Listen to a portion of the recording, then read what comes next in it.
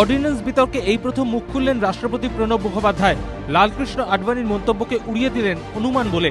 দাগি জনপ্রতিনিধিদের আসন বাঁচাতে কেন্দ্রের আনা অর্ডিন্যান্স ও বিল প্রত্যাহারের সিদ্ধান্তের কৃতিত্ব যখন রাহুল গান্ধীকে দিতে ব্যস্ত রাজনৈতিক মহল, তখন ব্লগে কৌশলী মন্তব্য করে নয়া জল্পনা উস্কে দেন প্রবীণ বিজেপি নেতা লালকৃষ্ণ আডবাণী।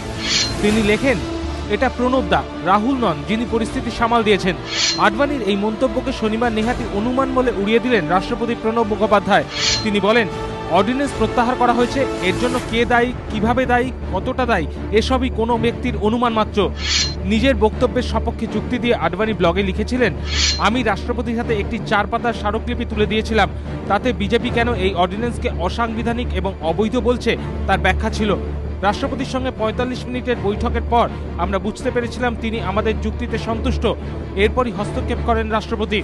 এদিন নিজের বিশেষ বিমান থেকে আডবাণীর এই দাবিরও জবাব দিয়েছেন রাষ্ট্রপতি। তিনি বলেছেন, আমি বিরোধী দলের মতামত সম্পর্কে কিছু বলতে পারবো না। যিনি আমার সঙ্গে দেখা করার জন্য সময় চান, আমি তার সঙ্গেই দেখা করি। বিজেপি নেতাদের সঙ্গেও দেখা করেছি, আম আদমি পার্টির সঙ্গেও দেখা করেছি।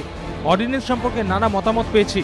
ব্লগে আডবাণীর মন্তব্যের পর কংগ্রেস শিবির থেকে সরাসরি অভিযোগ করা হয় রাষ্ট্রপতি এবং সরকারের মধ্যে দ্বন্দ্ব তৈরির চেষ্টা করছেন প্রবীণ এই বিজেপি নেতা। কিন্তু এই অভিযোগ ঘিরে রাজনৈতিক টানাপোড়েন শুরু হওয়ার আগেই রাষ্ট্রপতির এদিনের মন্তব্যে বিতর্ক অনেকটাই স্থিমিত হয়ে পড়ল বলেই মনে করছে রাজনৈতিক মহল। এবিপি আনন্দ।